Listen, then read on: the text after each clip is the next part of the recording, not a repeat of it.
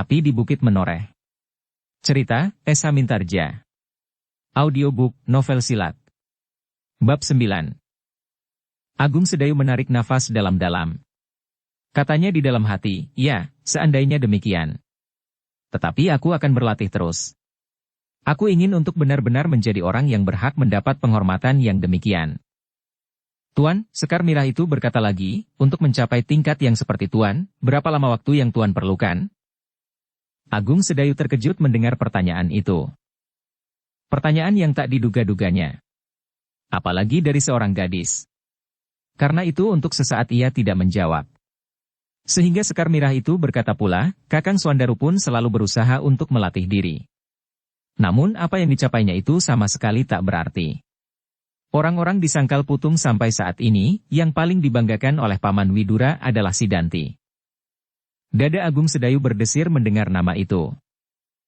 Dilihatnya di dalam rongga matanya Sidanti yang tinggi hati itu memandanginya dengan tajam dan penuh prasangka. Tiba-tiba bulu-bulu Agung Sedayu meremang. Namun ia tidak menjawab. Sebab, tiba-tiba saja timbullah di sudut hatinya suatu keinginan yang tak dimengertinya sendiri. Terhadap gadis itu, ia ingin mempertahankan nama yang telah dicapainya. Kenapa demikian? Timbul pula pertanyaan di dalam dirinya. Tetapi ia menjawab, aku melatih diri sejak kanak-kanak. Oh, Sekar Mirah menjadi bertambah kagum. Pantaslah Tuan dapat melakukan semua itu. Aku mendengar seseorang mengatakan bahwa Tuan berhasil mengalahkan alap-alap Jalatunda. Agung Sedayu berdebar-debar. Namun ia menjawab, alap-alap Jalatunda tidak segarang Tohpati, tiba-tiba hatinya bergetar ketika ia menyebut nama itu.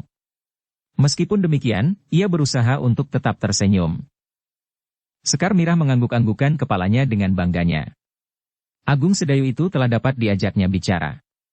Maka katanya seterusnya, berapa lamakah Tuan akan tinggal di Sangkal Putung?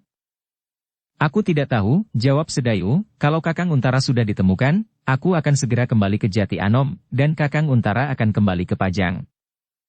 Sekar Mirah kecewa mendengar jawaban itu. Dan ia mengharap, semoga Untara tidak segera dapat diketemukan. Demikianlah mereka berjalan sambil bercakap-cakap. Sekar Mirah menjadi gembira dan Agung Sedayu pun berbangga karenanya.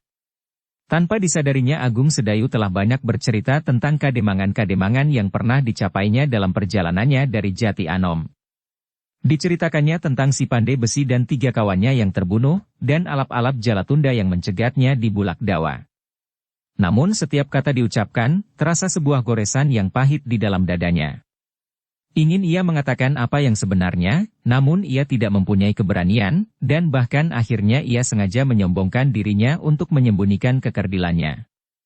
Seakan-akan ia benar-benar pahlawan Sangkal Putung. Ketika mereka sampai di warung ujung desa, maka apa yang dikatakan oleh Sekar Mirah itu benar-benar terjadi. Para pedagang dan orang yang berada di warung itu mengaguminya. Mereka tiba-tiba saja seperti orang yang terpesona. Berdesakan mereka mengitari Agung Sedayu untuk sekedar dapat menyambut tangannya. Satu demi satu orang-orang di warung itu memberikan salamnya, dan satu demi satu tangan-tangan mereka itu disambut oleh Agung Sedayu disertai dengan sebuah anggukan kepala dan sebuah senyuman.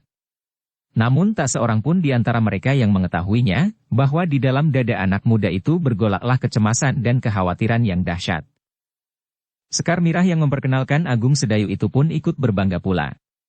Kepada kawan-kawannya ia bercerita seperti burung sedang berkicau tentang anak muda yang bernama Agung Sedayu itu, seolah-olah ia melihat sendiri peristiwa-peristiwa yang dialami olehnya. Namun beberapa gadis yang iri hati kepadanya bergumam di dalam hatinya, ah Mirah. Dahulu kau selalu berdua dengan Sidanti. Sekarang, ketika datang anak muda yang lebih tampan dan sakti, kau tinggalkan anak muda yang bernama Sidanti itu. Tetapi tak seorang pun yang berani mengucapkannya. Sebab Sekar Mirah adalah anak Demang Sangkal Putung. Ketika mereka sudah puas melihat kekaguman orang-orang Sangkal Putung itu, maka Sekar Mirah dan Sedayu pun segera kembali ke Kademangan. Juga di sepanjang jalan pulang, Sekar Mirah masih saja berkicau tak henti-hentinya. Namun kini Agung Sedayu sedang mendengarnya. Sampai di Kademangan Agung Sedayu segera pergi menemui pamannya di Pringgitan, di mana Agung Sedayu sehari-hari menyekap diri. Jarang sekali ia pergi berkumpul dengan orang-orang lain. Hanya kadang-kadang saja ia bercakap-cakap dengan mereka di pendapa. Sedang Sekar Mirah dengan tergesa-gesa pergi ke dapur. Ia takut terlambat dengan belanjaannya untuk mempersiapkan makan pagi. Tetapi langkah Sekar Mirah itu terhenti ketika si Danti menggamitnya. "Mirah," katanya. Sekar Mirah berpaling. Dengan tergesa-gesa ia bertanya, "Kenapa? Dari mana kau?" "Warung," jawab Sekar Mirah pendek. Si Danti memandangnya dengan tajam. Kemudian katanya, dengan agung sedayu. Sekar Mirah memandang si Danti tidak kalah tajamnya. Jawabnya, "Iya." "Apa salahnya?" Si Danti mengangguk-anggukan kepalanya. Tiba-tiba ia tersenyum. Katanya, "Mirah, jangan marah, meskipun aku senang melihat kau bersungut-sungut. Aku hanya ingin memberi peringatan. Jangan terlalu sering bergaul dengan anak muda yang belum kau ketahui keadaannya." Sekar Mirah kemudian menarik nafas. Wajahnya kini sudah tidak tegang pula. Jawabnya, "Aku hanya bertemu dengan sedayu di jalan, dan aku antarkan ia ke warung di ujung desa." Si Danti pun kemudian melangkah pergi. Meskipun demikian ia masih curiga berkata, "Ingat-ingatlah Mirah. Jangan terlalu rapat bergaul dengan siapapun juga. Aku kurang senang melihatnya." Kembali wajah Sekar Mirah menjadi tegang, "Apakah hakmu?" Tetapi si Danti tidak menjawab. Berpaling pun tidak. Ia berjalan saja ke belakang rumah dan lenyap di balik pepohonan yang rapat. Sekar Mirah masih berdiri di tempatnya. Ia menjadi kesal pada anak muda itu. Tetapi kemudian timbul juga ibanya kepada si Danti. Pergaulan mereka telah berlangsung lama, dan anak muda itu pun tak pernah menyakiti hatinya. Dengan wajah tunduk Sekar Mirah masuk ke dapur. Dilihatnya beberapa orang telah sibuk menyiapkan makan pagi. "Kami tunggu kau, Mirah," kata ibunya. Oh, Mirah sadar akan dirinya. Yang dibawanya itu adalah bumbu-bumbu masak. Karena itu segera diserahkannya kepada ibunya. Nasi sudah masak. Tetapi belum ada lauk dan sayurnya. "Terlambat," desah ibunya. "Kadang-kadang saja," sahut Sekar Mirah. "Bukankah tidak setiap hari aku terlambat?" "Aku cuma mendengar mereka menggerutu," berkata orang yang gemuk, yang duduk di muka api. "Ah Bibi, jangan kau dengarkan. Bukankah sudah menjadi kebiasaan mereka menggerutu? Apapun tidak menyenangkan mereka." Tetapi mulut orang yang jangkung dan berkumis tipis itu sangat tajam. "Aku pernah dikata-katainya karena termakan cabai rawit olehnya. Dikiranya aku sengaja memasang untuknya. Oh, orang itu benar-benar tidak melihat punggungnya. Apa yang dibanggakannya untuk berlagak di hadapanku?" Tetapi Sekar Mirah menjadi tertawa karenanya. Jawabnya, "Bibi, siapakah yang membelikan lurik abang itu?" Oh, orang yang gemuk itu tersipu-sipu. Namun akhirnya ia menjawab, "Aku tidak pernah minta kepadanya. Ia sendiri datang kepadaku dan memberikan kain lurik ini." Sekar Mirah tidak menjawab. Namun ia masih tertawa. Tetapi tawanya itu patah ketika ia mendengar orang membentaknya, "Kau baru datang Mirah." Ketika Sekar Mirah berpaling, dilihatnya Swandaru bertolak pinggang di pintu dapur. "Heh, kau baru datang," desak kakaknya. Sekar Mirah tidak menjawab. Ia hanya mencibirkan bibirnya. "Kenapa terlambat?" kakaknya membentak. Tetapi Sekar Mirah tidak juga menjawab, sehingga kemudian Swandaru itu pun pergi dengan sendirinya. Dapur Kademangan itu kemudian tenggelam dalam kesibukan. Semua bekerja dengan cepat dan tergesa-gesa. Tetapi Sekar Mirah kali ini tidak selincah biasanya. Kadang-kadang ia duduk termenung memandangi api yang menjilat-jilat di perapian. Sedang di tangannya masih tergenggam pisau dapur dan daging yang sedang dipotongnya. Ia baru sadar ketika beberapa orang menegurnya. Tetapi sesaat kemudian kembali ia termenung. Hatinya sedang dirisaukan oleh angan-angannya tentang anak-anak muda yang dikenalnya. Ternyata pertemuannya dengan Agung Sedayu itu pun berkesan pula di hatinya. Namun selalu diingatnya, senyum si Danti beberapa saat berselang. "Mirah," katanya, "jangan terlampau sering bergaul dengan anak muda yang belum kau ketahui keadaannya itu." Akhirnya Sekar Mirah sampai pada suatu kesimpulan bahwa si Danti menjadi cemburu karenanya. Sekar Mirah menarik nafas dalam-dalam. Katanya di dalam hati, "Bukankah aku mengagumi Agung Sedayu seperti juga orang-orang lain mengaguminya?" Tetapi terdengar pula dari sudut hatinya, "Ah, kau dulu juga mengagumi Sidanti, karena Sidanti adalah orang yang paling mengagumkan di Sangkal Putung.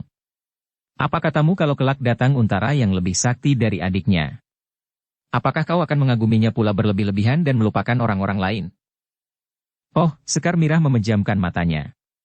Dan tiba-tiba dilemparkannya pisaunya dan dengan tergesa-gesa ia pergi ke biliknya. Mirah, panggil ibunya yang terkejut melihat kelakuan anaknya itu. Kenapa kau? Kepalaku pening, jawabnya sambil berlari. Ibunya menarik nafas dalam-dalam. Diikutinya anaknya ke biliknya. Dan dirabanya keningnya. Katanya, tidak panas Mirah. Sekar Mirah berbaring di pembaringannya sambil menengadahkan wajahnya. Ketika ibunya meraba keningnya, maka katanya, hanya pening sedikit Bu. Mungkin semalam aku kurang tidur. Ibunya tidak bertanya lagi. Ditinggalkannya Sekar Mirah sendiri di dalam biliknya. Pesannya, beristirahatlah Mirah. Mungkin kau terlalu lelah. Sekar Mirah mengangguk. Namun ketika ibunya telah meninggalkannya, kembali angan-angannya bergolak. Bermacam-macam persoalan hilir mudik di kepalanya. Sehingga akhirnya ia menjadi benar-benar pening. Karena itu, maka sehari-harian Sekar Mirah tinggal di dalam biliknya. Tak seorang pun tahu, apa yang sedang mengganggu usia remajanya. Mula-mula ia mencoba untuk tidur, namun tidak dapat. Dengan gelisahnya ia berbaring. Sekali miring ke kiri, sekali ke kanan. Kadang-kadang ia bangkit, duduk sambil bertopang dagu, tetapi sesaat kemudian direbahkannya dirinya kembali. Sekar Mirah keluar dari biliknya hanya apabila datang saatnya makan. Namun ibunya menyangka tidak lebih daripada Sekar Mirah sedang pening. Matahari di langit merayap dengan lambatnya. Seakan-akan telah jemu akan pekerjaan yang selalu dilakukan itu setiap hari. Ketika matahari itu kemudian tenggelam di balik bukit-bukit, maka warna-warna yang kelam seakan-akan turun dari langit, menyelubungi wajah bumi. Demikianlah kembali Sangkal Putung terbenam dalam lelap malam. Ketika sunyi malam menjadi semakin sunyi, maka Widura dan Agung Sedayu pun berangkat pula berkeliling Kademangan. Dan kemudian mereka berdua itu pun pergi ke puntuk kecil yang bernama Gunung Gowok. Kini Agung Sedayu semakin gairah menghadapi latihan-latihannya. Bahkan Widura menjadi heran. Anak itu sudah menyimpan kemampuan yang tidak diduganya. Sehingga tiba-tiba saja terloncat pertanyaannya, Sedayu, dari mana kau dapatkan ilmumu itu? Kakang Untara, jawab Agung Sedayu. Widura mengangguk-anggukan kepalanya. Gumamnya. Kenapa kau masih takut juga kepada alap-alap Jalatunda? Kalau kau berani melawannya, aku kira kau sendiri mampu mengalahkannya. Setidak-tidaknya kau akan dapat mempertahankan dirimu sendiri sehingga Untara tidak usah terluka karenanya. Sedayu menundukkan wajahnya. Memang terasa juga di hatinya, setiap kali Ai melihat perkelahian, timbul juga kata-kata di hatinya, tidak aneh. Aku juga dapat melakukannya. Tetapi ia sendiri belum pernah berbuat seperti yang dilihatnya itu dalam peristiwa-peristiwa yang sebenarnya. Agung Sedayu hanya berani menghadapi lawannya dalam latihan-latihan Untara dan kini Widura. Besok kau bawa senjata panjang seperti pedangku ini, berkata Widura.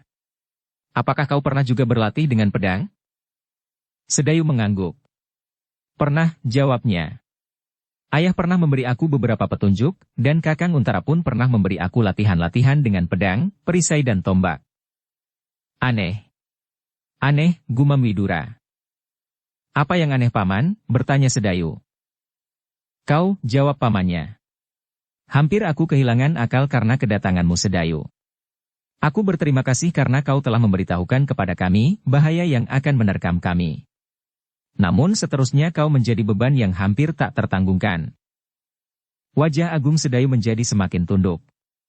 Ia merasakan pula betapa sulit keadaan pamannya karena kehadirannya. Tetapi bukankah kakaknya yang telah menjerumuskannya ke neraka ini? Sedayu, berkata pamannya pula. Baiklah aku berterus terang. Kehadiranmu ternyata sangat menyulitkan keadaanku. Kini ternyata bahwa kau memiliki kemampuan yang tidak kecil. Namun kau simpan di dalam dirimu, karena terbalut oleh kekerdilan jiwamu. Cobalah, pecahkan dinding yang membatasi dirimu itu. Kau kini berada dalam dunia ketakutan.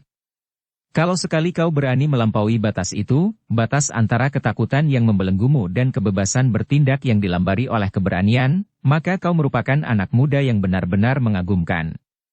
Sampai saat ini ternyata kau sudah memiliki kemampuan-kemampuan yang tinggi. Apabila kemampuan-kemampuan itu kau ungkapkan, dibumbui oleh pengalaman-pengalaman, maka kau tak akan kalah melawan alap-alap Jalatunda.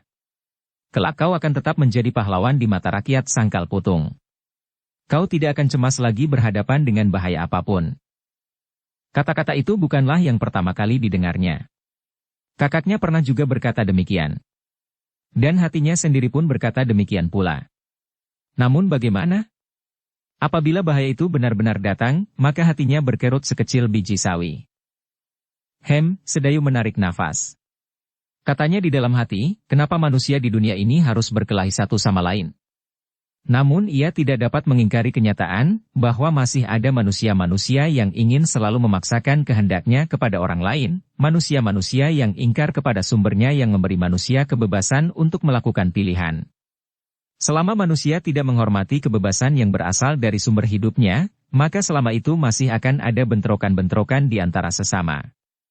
Kebebasan yang setia pada sumbernya, yang pada hakikatnya merupakan kesimpang siuran hidup manusia seorang-seorang, namun penuh dengan keserasian dalam wujud keseluruhannya. Yang satu sama lain tidak saling berbenturan dan bertentangan.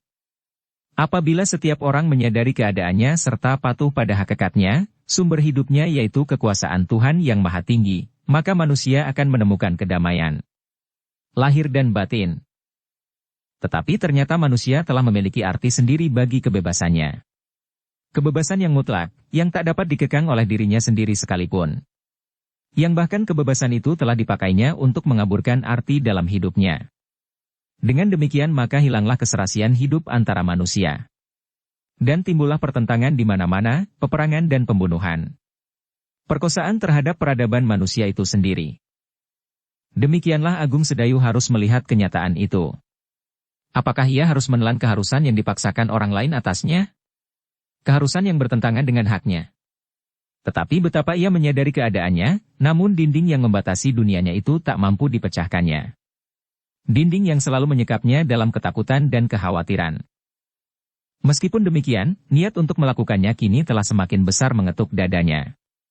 Karena itu, ia pun berlatih semakin keras. Dikerahkannya segenap tenaganya dan kemampuan-kemampuan yang tersimpan di dalam dirinya. Sehingga dengan demikian Widura menjadi bergembira karenanya. Ia melihat anak muda itu seakan-akan lain dari Agung Sedayu yang dikenalnya sehari-hari. Lincah, tangkas dan kuat, bahkan kadang-kadang berhasil membingungkannya karena kecepatannya. Tetapi apabila teringat oleh pamannya itu, betapa kecil hati kemenakannya, maka ia pun menjadi kecewa karenanya. Meskipun demikian, maka Widura itu bekerja sekeras-kerasnya. Diusahakannya untuk dapat mengungkat setiap kemampuan yang ada pada kemenakannya itu. Suatu ketika, katanya di dalam hati, apabila ia dihadapkan pada suatu keadaan memaksa, mudah-mudahan ia telah mampu untuk menyelamatkan diri. Demikianlah, latihan itu berjalan dengan cepatnya. Semakin lama semakin cepat. Widura berusaha untuk memeras tenaga kemenakannya, sedang Agung Sedayu pun berusaha untuk mengimbanginya. Widura sendiri, yang ternyata memiliki ilmu yang cukup tinggi, terpaksa bekerja keras untuk dapat mengatasi kemenakannya itu. Sekali-sekali Agung Sedayu dapat bergerak secepat bayangan. Namun sekali-sekali mencoba juga untuk bertahan beradu kekuatan. Ternyata kekuatan Agung Sedayu pun mengherankan pula. Ketika serangan Widura membentur dinding pertahanan kemenakannya itu, ia terkejut. Terasa ia bergetar surut, meskipun Agung Sedayu terdorong beberapa langkah pula. Luar biasa, desis pamannya. Kekuatanmu pun luar biasa, Agung Sedayu tersenyum. Ia senang mendengar pujian itu. Jawabnya, bukankah bibi dahulu selalu memberiku pekerjaan itu? Pamannya mengerutkan keningnya. Pekerjaan yang mana? Ia bertanya. Membelah kayu, jawab Sedayu. Ah, desah Widura. Bukan itu. Pasti ada yang lain. Setiap pagi Kakang Untara mengajari aku bermain-main berjalan di atas tangan dengan kaki di atas. Kemudian bermain-main dengan pasir di tepian. Permainan apakah itu? Memberiku pekerjaan itu? Hanya memukul-mukul saja. Pasir dan kadang-kadang batang-batang pohon dengan jari. Oh, Widura terkejut. Untara telah memberikan latihan-latihan itu. Meskipun Sedayu tidak menyadarinya, namun latihan-latihan itu merupakan latihan yang sangat berguna baginya. Bagi tubuhnya dan bagi ilmu-ilmu yang dimilikinya. Namun sekali lagi Widura mengeluh jiwanya. Jiwanya yang terlalu kerdil. Sayang, ibunya terlalu takut melepaskannya. Sehingga Sedayu tidak lebih dari seorang yang hanya mengenal dinding-dinding batas halamannya. Kemanjaan dan perawatan yang berlebih-lebihan. Untunglah, diam-diam Untara telah memberinya bekal. Tetapi latihan mereka terpaksa berhenti ketika tiba-tiba pula hadir orang bertopeng yang menamakan dirinya Kiai Gringsing. Yang mula-mula terdengar adalah suara tertawanya. Tinggi dan nyaring. Namun Widura dan Agung Sedayu sudah tidak terkejut lagi. Mereka sudah menduga bahwa orang itu akan selalu datang melihat mereka. Bahkan kemudian Widura menyapanya, "Selamat malam Kiai." "Oh," jawabnya, "selamat malam. Apakah kau masih akan menangkap aku Widura?" "Tidak Kiai," jawab Widura. Ia berusaha pula untuk menyesuaikan diri dengan orang aneh itu. Karena itu katanya, "Sebenarnya aku belum melepaskan maksudku itu. Namun aku masih belum dapat mengalahkan Kiai. Karena itu aku berlatih terus. Guruku, Agung Sedayu, telah mencoba mempercepat latihan-latihanku." Orang bertopeng itu pun tertawa. Tetapi nadanya tidak setinggi semula. Katanya kemudian, "Bagus. Agung Sedayu harus menempamu lebih keras lagi. Nah, sekarang cobalah. Tangkap aku. Mungkin latihanmu sehari ini telah menambah ilmumu." "Bagus," sahut Widura. "Jangan berlari-lari. Aku akan mencoba sekali lagi." Dengan serta-merta Widura menarik pedangnya, dan dengan garangnya ia langsung menyerang. "Heh," teriak Kiai Gringsing. "Aku belum siap." Namun Widura tidak memperdulikannya. Ia tahu benar, bahwa Kiai Gringsing adalah seorang sakti yang tak memerlukan senjata untuk melawannya. Karena itu, maka ia sama sekali tak menarik serangannya. Ternyata Kiai Gringsing itu pun tak mau dadanya berlubang. Tepat pada saat pedang Widura hampir menyentuhnya, ia memiringkan tubuhnya. "Luar biasa," katanya nyaring, "seranganmu bertambah cepat." Widura tidak menjawab. Ketika serangannya gagal, maka cepat ia memutar tubuhnya, dan mengalirlah serangan demi serangan melanda Kiai Gringsing. Widura bukanlah seorang anak-anak lagi. Pengalaman dan pengetahuannya telah cukup. Karena itu, ia menyadari benar-benar keadaannya. Ia pasti bahwa Kiai Gringsing itu telah memperhitungkannya pula kemungkinan-kemungkinan yang dapat terjadi atasnya. Sebagai seorang pemimpin dalam satu rombongan prajurit, meskipun masih banyak yang gelap baginya, namun firasatnya berkata, Kiai Gringsing ini benar-benar seorang yang bermaksud baik terhadapnya, terhadap Sedayu dan mungkin pula terhadap Untara dan Kitanumetir. Karena itu Widura sampai pada suatu kesimpulan bahwa, Kiai Gringsing sengaja meningkatkan ilmunya, sebab si Danti pun berbuat demikian. Dengan demikian maka Widura pun melakukan perkelahian itu dengan tekad, "Aku sedang berlatih. Dan seorang yang sakti telah berkenan menuntunku." Demikianlah mereka tenggelam dalam pertempuran. Cepat dan mengagumkan. Apalagi bagi Agung Sedayu. Dengan mulut ternganga ia menyaksikannya. Dan bahkan ia berhasil mengingat-ingat unsur-unsur gerak yang menarik hatinya. Ternyata Kiai Gringsing itu tidak saja bertempur, namun ia banyak berbicara pula. Disebutnya kesalahan-kesalahan yang dilakukan Widura dan ditunjukkannya apa yang seharusnya dilakukan. Meskipun kadang-kadang dengan nada yang aneh. Dan apa yang terjadi di Gunung Gowok itu tidaklah hanya sekali dua kali. Namun berkali-kali. Setiap malam. Dan hampir setiap malam pula Kiai Gringsing hadir di antara mereka. Bahkan apabila orang itu tidak tampak, maka Widura dan Agung Sedayu menjadi kecewa karenanya. Tetapi tidak seorang pun yang tahu, apa yang terjadi setiap malam di Gunung Gowok itu. Yang dilakukan oleh anak-anak Widura di Sangkal Putung setiap hari pun adalah latihan dan latihan. Akhirnya mereka menjadi jemu pada latihan-latihan itu. Namun tak ada lain yang dapat mereka lakukan. Mereka belum dapat meninggalkan Sangkal Putung pada keadaan yang masih tak menentu itu. Tetapi Agung Sedayu tidak mengalami kejemuan karenanya. Lambat laun perkenalannya dengan Sekar Mirah menjadi semakin rapat. Meskipun mereka jarang-jarang bertemu, namun setiap pertemuan di antara mereka, ternyata berkesan pula di hati masing-masing. Bahkan setiap Agung Sedayu melihat Sekar Mirah bergolak di dadanya. Tetapi Agung Sedayu masih terlalu muda untuk mengenal perasaannya sendiri. Ia senang bergaul dengan Sekar Mirah dan menjadi bersedih apabila dilihatnya orang lain berada di dekat gadis itu. Apalagi Sidanti. Namun Sidanti pun selalu berusaha untuk tetap mendapat perhatian dari gadis itu. Karena itu, pergaulan Sekar Mirah dan Sedayu sangat mengganggu perasaannya. Apakah Agung Sedayu benar-benar seorang anak muda yang kesaktiannya melampaui orang lain, pikir Sidanti. Sayang, aku belum pernah melihatnya. Tetapi, sekali-sekali perlu juga aku mencobanya. Terhadap Untara sekalipun, aku tak pernah merasa kagum. Alap-alap Jalatunda bukan ukuran. Sedang kemenangan-kemenangan yang pernah dicapainya dalam setiap pertempuran pun tergantung pada banyak persoalan. Tetapi seorang lawan seorang, aku tak akan gentar. Demikianlah kemarahan Sidanti itu selalu merayap-rayap di dalam dadanya.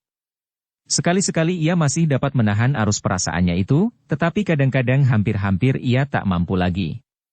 Kadang-kadang dadanya terasa akan meledak apabila ia melihat Sekar Mirah duduk di halaman bersama dengan Agung Sedayu. Lambat laun, Agung Sedayu merasakan pula sikap yang aneh dari Sidanti. Karena itu, maka timbullah kecemasan di dalam hatinya. Ia sama sekali tidak akan berani membayangkan bagaimana seandainya anak muda yang mampu melawan Tohpati itu nanti marah kepadanya. Maka betapapun perasaannya bergejolak, namun dibatasinya dirinya sendiri, untuk tidak selalu menyakiti hati Sidanti. Tetapi Sekar Mirah tidak melihat kecemasan yang mencengkam perasaan Agung Sedayu. Karena itu apabila Agung Sedayu tidak menampakkan dirinya, maka Sekar Mirahlah yang pergi mencarinya. Yang tidak kalah peningnya adalah Widura sendiri. Ia melihat persoalan yang dapat meledak setiap saat. Ia melihat betapa Sidanti sama sekali tidak menyukai Agung Sedayu. Dan ia melihat Agung Sedayu pasti akan ketakutan apabila suatu saat Sidanti tidak dapat mengendalikan dirinya lagi. Dengan demikian, maka Widura pun telah berusaha untuk mencegah peristiwa-peristiwa yang hanya akan menambah bebannya. Sedayu, berkata pamannya kepada kemenakannya itu, kau harus dapat memperhitungkan segenap perbuatanmu di sini. Setiap langkah akan membawa akibat. Melangkahlah kalau kau berani menanggung setiap akibat yang terjadi. Kalau tidak, jangan membuat persoalan-persoalan baru yang bagiku tidak kalah sulitnya dengan Laskar Tohpati yang masih saja berkeliaran di sana-sini. Agung Sedayu hanya dapat menundukkan kepalanya. Kadang-kadang timbul juga niatnya untuk menjadi seorang yang berhati jantan, apapun yang akan terjadi. Bukankah ia mampu pula menggenggam pedang? Namun kekerdilan jiwanya telah menjeratnya dalam sifat-sifatnya yang penakut. Sehingga yang dapat dilakukannya adalah semakin menyekap dirinya di peringgitan. Tetapi suatu ketika ia memerlukan juga untuk keluar dari peringgitan itu. Ke belakang, ke padesan, untuk mengambil air wudhu. Dan kesempatan-kesempatan yang demikian itulah yang dipergunakan Sekar Mirah untuk menemuinya. Tuan, panggil gadis itu ketika Agung Sedayu berjalan menyusur dinding-dinding di belakang rumah. Dari manakah Tuan? Dari Sumur Mirah. Ah, jawab gadis itu, Tuan tak usah bersusah payah menimba air. Bukankah laskar Paman Widura itu cukup banyak? Seharusnya Tuan tinggal mandi saja seperti paman Tuan itu. Tidak baik Mirah. Aku di sini sama sekali bukan seorang pemimpin. Bukan sebagai laskar Paman Widura itu pun bukan. Aku di sini seorang diri. Sekar Mirah tertawa. Jawabnya, Tuan seorang diri dan paman Tuan beserta laskarnya, manakah yang lebih bernilai bagi kami, penduduk Sangkal Putung? Sedayu tersenyum. Ia selalu mendengar Sekar Mirah memujinya. Dan ia senang mendengar pujian itu. Namun kali ini adalah sangat berlebih-lebihan. Maka jawabnya, jangan memperkecil arti paman Widura dan laskarnya. Mereka telah berhasil mengusir laskar Tohpati. Apakah Tuan tidak dapat berbuat demikian? Sendiri tentu tidak, jawab Sedayu. Namun di hatinya terdengar kata-katanya sambil meneruskan, apalagi seorang diri. Sepasukan pun tidak mungkin, namun kata-kata itu disekapnya jauh-jauh di sudut dadanya. Sekar Mirah masih saja tertawa. Bahkan kemudian kata-katanya mengalir seperti banjir. Tak habis-habisnya. Tak putus-putusnya. Tidakkah Tuan sekali-sekali ingin berjalan-jalan ke warung kembali, bertanya Sekar Mirah. Agung Sedayu menggeleng. Lain kali Mirah. Oh. Tetapi tidakkah Tuan ingin melihat belumbang ayah? Gurame yang dipelihara oleh Kakang Suandaru kini telah sebesar bantal. Barangkali Tuan ingin menangkapnya. Agung Sedayu menggeleng kembali. Lain kali saja Mirah. Sekar Mirah menarik nafas dalam-dalam. Memang ia pun merasakan bahwa sikap Agung Sedayu pada saat-saat terakhir menjadi semakin jauh daripadanya. Karena itu Sekar Mirah menjadi cemas, apakah sikapnya terlalu menjemukan? Tetapi pertemuan itu dikejutkan oleh sebuah langkah tergesa-gesa mendekati mereka. Ketika mereka menoleh betapa dada Agung Sedayu berguncang. Tanpa diketahuinya sendiri, terasa lututnya menjadi gemetar. Ternyata yang datang adalah Sidanti. Tetapi Sekar Mirah sama sekali tidak menjadi cemas. Disapanya anak muda itu sambil tersenyum, marilah Kakang Sidanti. Namun wajah Sidanti itu menjadi semakin tegang. Beberapa langkah dari Agung Sedayu ia berhenti. Ditatapnya wajah anak muda itu dengan tajamnya. Kemudian kepada Sekar Mirah ia berkata, "Mirah, sudah berapa kali aku memperingatkanmu. Jangan bergaul terlalu rapat dengan anak muda itu. Aku sama sekali tidak senang melihatnya." Sekar Mirah mengerutkan keningnya. Kini ia berdiri tegang menghadap Sidanti. Katanya lantang, "Sudah berapa kali aku menjawab apakah hakmu?" Sidanti tidak senang mendengar jawaban itu. Maka matanya yang bulat itu seakan-akan memancarkan bara kemarahan. Kepada Agung Sedayu ia berkata, "Apakah kepadamu aku harus memberi peringatan?" Kata-katanya itu tergores di dada Agung Sedayu seperti goresan pisau yang setajam pisau pencukur. Namun gelora di dadanya yang gemuruh tidak juga mau berhenti, apalagi ketika dilihatnya mata Sidanti yang menyala itu. Hatinya menjadi semakin kecut. Namun dicobanya juga berjuang sekuat tenaga melawan ketakutannya. Dicobanya untuk bersikap tenang walau dadanya hampir pecah oleh kecemasan dan kekhawatiran. "Jangan lekas marah Kakang Sidanti," suara Agung Sedayu terdengar bergetar. Namun ia berhasil mengucapkannya. Sidanti menarik nafas untuk mencoba mengendalikan perasaannya. "Ingat, aku tidak senang melihat pergaulan kalian." Sedayu tidak segera menjawab. Ia masih berjuang untuk tetap menyadari keadaannya. Tetapi Sekar Mirahlah yang menjawab lantang, "Kau tidak berhak berkata demikian Kakang. Aku bebas berbuat apapun di halaman rumahku sendiri. Apa keberatanmu?" Sidanti menggigit bibirnya. Nyala di matanya menjadi semakin menyala. Dan ketakutan Sedayu pun menjadi semakin mencengkram hatinya. Dengan ketenangan yang dibuat-buatnya ia berkata, "Sudahlah Mirah, biarlah ia mengatakan apa yang akan dikatakannya." Sekar Mirah memandang wajah Agung Sedayu dengan heran. Agung Sedayu sama sekali tidak menunjukkan kemarahannya, meskipun Sidanti itu bersikap demikian. Karena itu katanya, "Jangan Tuan. Jangan biarkan Sidanti berbuat sesuka hatinya. Rumah ini rumahku. Halaman ini halamanku." Sidanti kini terdengar menggeram. Kemarahannya telah sampai di ubun-ubunnya. Namun ia masih berusaha untuk tidak menyakiti hati gadis itu berlebih-lebihan. Maka karena itulah kemarahannya ditumpahkannya ke Agung Sedayu. Katanya, "Sedayu, aku dengar kau adalah seorang anak muda yang sakti. Karena itu marilah kita bersikap jantan." Hati Agung Sedayu benar-benar telah berkeriput sekecil hati anak ayam melihat elang. Tetapi di hadapan Sekar Mirah ia masih mencoba menjaga nilai-nilainya, nilai-nilai yang pernah dikatakannya kepada gadis itu, meskipun sama sekali hanya sebuah dongengan belaka. Karena itu masih dengan ketenangan yang dibuat-buat ia menjawab, "Sidanti, apakah keuntungan kita berbuat demikian?" "Jangan bicara tentang untung dan rugi," teriak Sidanti. Sedayu menjadi bingung. Ia tidak tahu apa lagi yang akan dilakukan.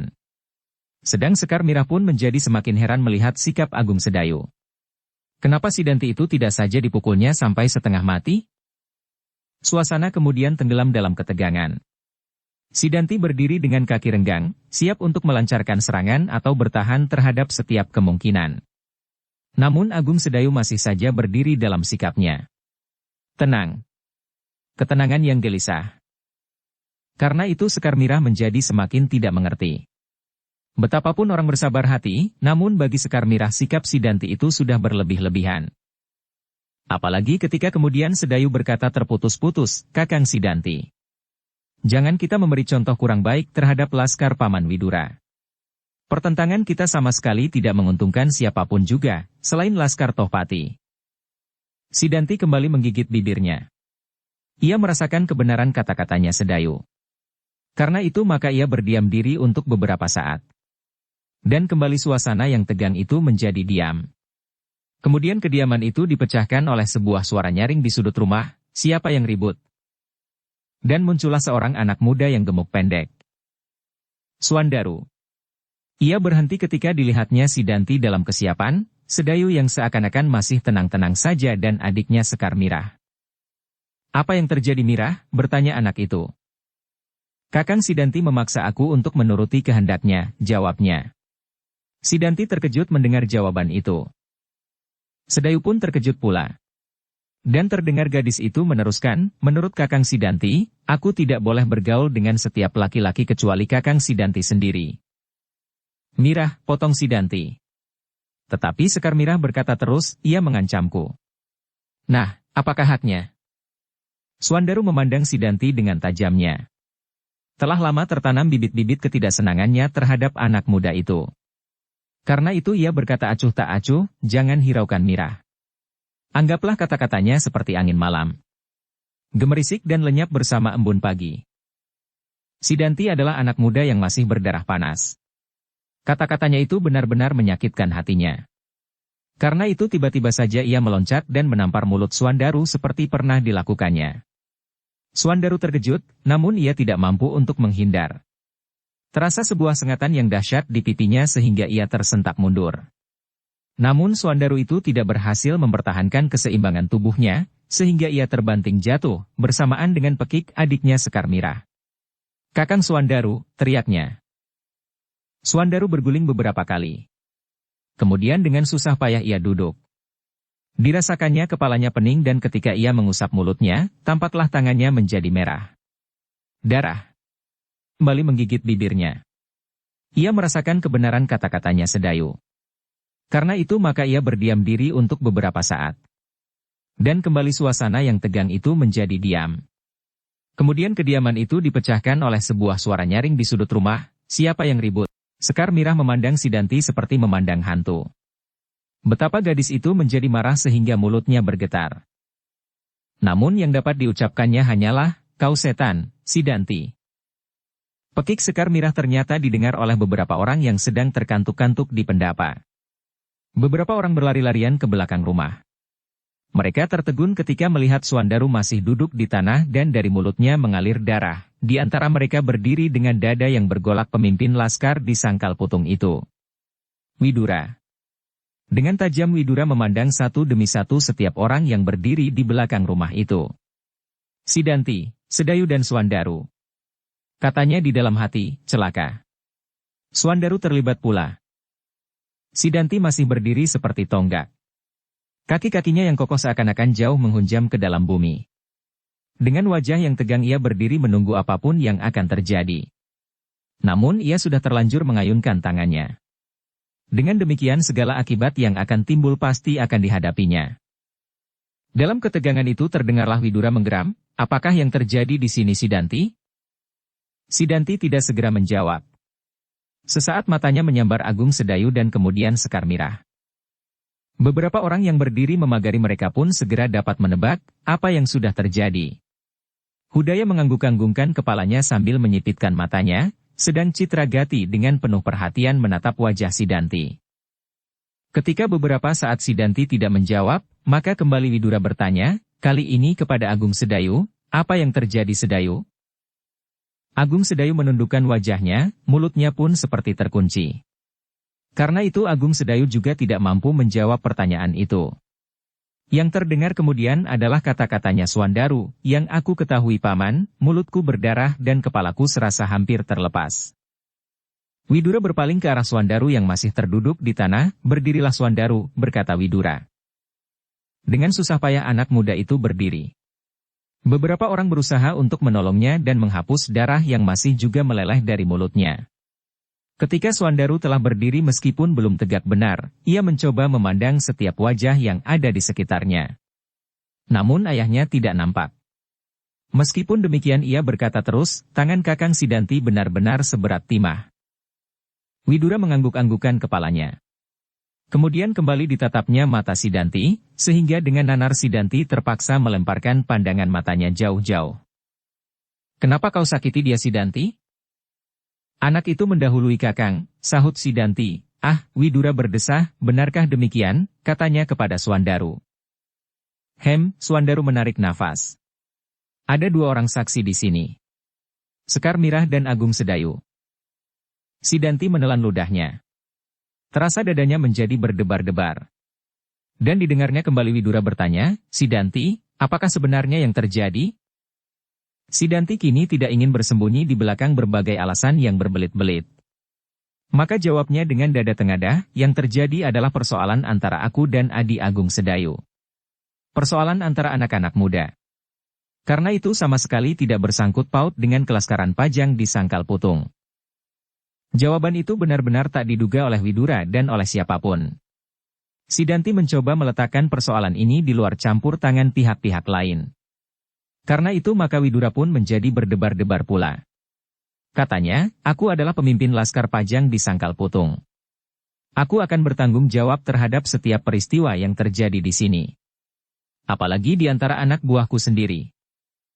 Tetapi apabila persoalan itu menyangkut persoalan kelaskaran," bantah Sidanti, "persoalanku adalah persoalan seorang dengan seorang tanpa ada sangkut pautnya dengan kepemimpinan Kakang di sini." Dahi Widura pun menjadi berkerut karenanya. Perlahan-lahan ia mengangguk-anggukkan kepalanya. Namun ia adalah seorang pemimpin. Karena itu ia harus tetap memiliki wibawa atas anak buahnya. Sehingga kemudian ia bertanya, "Lalu apakah kehendakmu?" "Biarlah kami menyelesaikan persoalan kami sebagai laki-laki," jawabnya. Jawaban itu sangat mendebarkan hati. Apalagi Agung Sedayu. Dengan sudut matanya ia memandang wajah pamannya. Namun kemudian wajahnya itu pun ditundukkannya kembali. Widura menarik nafas dalam-dalam. Kemudian terdengar ia berkata, "Ada hakku untuk berbuat atas kalian. Terutama atas Agung Sedayu. Dia tamuku di sini, dan kedua ia adalah keponakanku. Aku melarang dia membuat keonaran di sini." Terasa sesuatu berdesir di dada Agung Sedayu. Ia sadar bahwa pamannya berusaha membebaskannya dari pertentangan ini. Karena itu tiba-tiba ia mengangkat wajahnya, namun hanya sesaat, dan wajah itu menunduk kembali.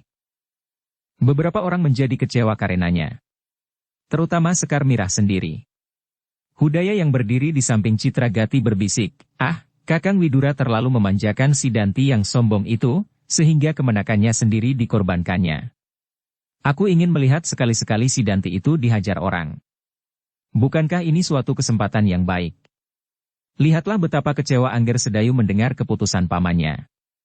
Untunglah ia anak yang patuh, sehingga keputusan itu betapapun beratnya, agaknya akan diterimanya juga. Mulut Citra Gati berkomat-kamit. Dari matanya memancarlah perasaan muaknya melihat kesombongan Sidanti, sehingga dengan pimpinannya pun ia telah berani membantah.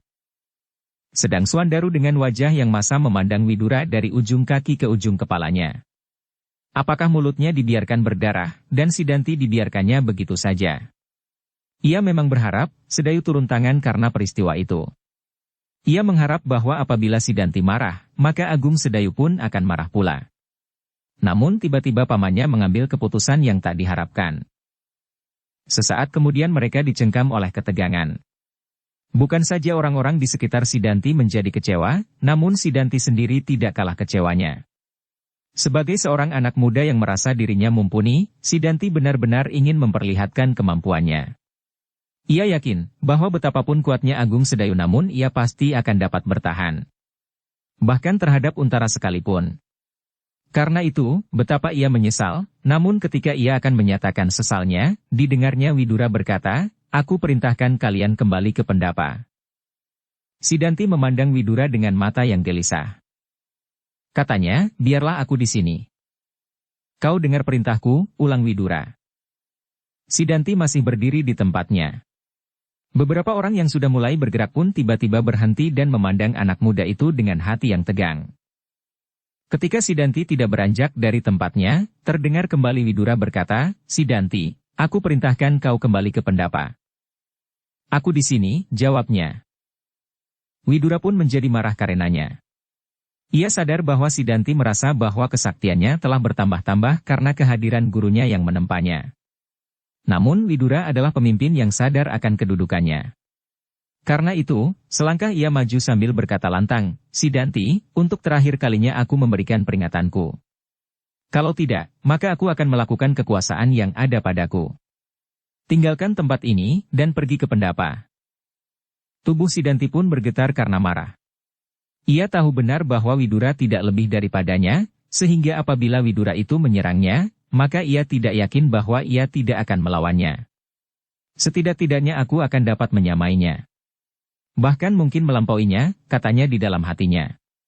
Namun ketika ia melihat beberapa wajah yang keras dan kasar berdiri di sekitarnya, Hudaya, Citragati, sendawa laki-laki bertubuh raksasa bermata satu, Sonya yang mempunyai ciri di pelipis dan dahinya, Patra Bungkik dan beberapa orang lagi.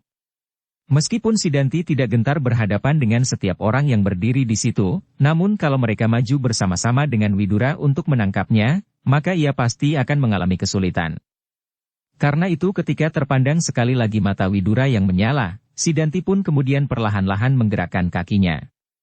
Selangkah demi selangkah, namun perlahan sekali, ia meninggalkan tempat itu pergi ke Pendapa. Ketegangan pun kemudian mereda. Sekali lagi Widura memandang setiap wajah yang ada di sekitarnya. Kemudian terdengar kembali perintahnya, kembali ke Pendapa. Setiap orang yang berada di tempat itu pun kemudian berangsur-angsur pergi. Terdengarlah gumam yang simpang siur di antara mereka. Sedang yang tinggal kemudian adalah Sedayu, Sekar Mirah dan Swandaru. Perlahan-lahan Widura meraba pipi Swandaru, diamat-amatinya noda yang merah kebiru-biruan di pipi itu, tangan anak itu benar-benar luar biasa, katanya di dalam hati. "Masuklah Swandaru," berkata Widura. "Katakanlah kepadaku nanti apabila ayah datang. Aku akan minta maaf kepadanya." Swandaru tersenyum meskipun masam, "Kenapa paman minta maaf kepada ayah?" "Aku menyesal bahwa salah seorang anak buahku, yang seharusnya melindungi rakyat Sangkal Putung, bahkan telah menyakiti hati mereka. Bukankah kau pemimpin dari anak-anak muda di sini? Karena itu maka aku harus minta maaf kepada rakyat Sangkal Putung lewat ayahmu," sahut Widura. Swandaru mengangguk-angguk. Pipinya masih terasa sakit. Dan sakit itu tidak akan sembuh hanya oleh permintaan maaf saja. Apalagi sakit hatinya. Namun meskipun demikian, dihargainya juga sikap Widura yang jujur itu. Swandaru dan Sekar Mirah pun kemudian masuk ke rumahnya lewat pintu belakang dengan hati kecewa. Bagaimanapun juga Swandaru tidak dapat melupakan hinaan yang telah 2 kali dialaminya. Karena itu tiba-tiba ia menggeram di dalam hatinya, "Awas Sidanti, suatu ketika aku harus membunuhmu." Swandaru bukan cacing yang lata, tetapi Swandaru Geni, adalah seorang anak jantan. Sedayu pun kemudian mengikuti pamannya ke Pringgitan. Di Pringgitan ia duduk saja sambil menekurkan kepalanya. Ketika pamannya kemudian duduk di hadapannya, hatinya menjadi berdebar-debar. "Sedayu," berkata pamannya, "nah, peristiwa itu sekarang sudah terjadi. Apa katamu?" Agung Sedayu hanya dapat menundukkan wajahnya. Apalagi ketika pamannya itu berkata pula, "Bukankah aku pernah memberimu peringatan?" "Aku sudah mencoba melakukannya paman," sahut Sedayu perlahan-lahan. "Tetapi apabila aku pergi ke sumur atau ke belakang untuk keperluan lain, kadang-kadang aku masih berjumpa dengan gadis itu. Aku tidak keberatan apapun yang kau lakukan Sedayu, asalkan kau dapat mempertanggungjawabkannya. Aku berbesar hati melihat ketekunanmu berlatih hampir setiap malam. Aku berbesar hati melihat kemajuan-kemajuan yang kau capai. Namun hatimu yang kerdil itu masih sekerdil itu pula. Apalagi berhadapan dengan Sidanti. Karena itu Sedayu, kali ini adalah kali terakhir aku mencampuri persoalanmu. Seterusnya, kau sudah cukup besar untuk menjaga dirimu sendiri." Bersambung ke bab 10.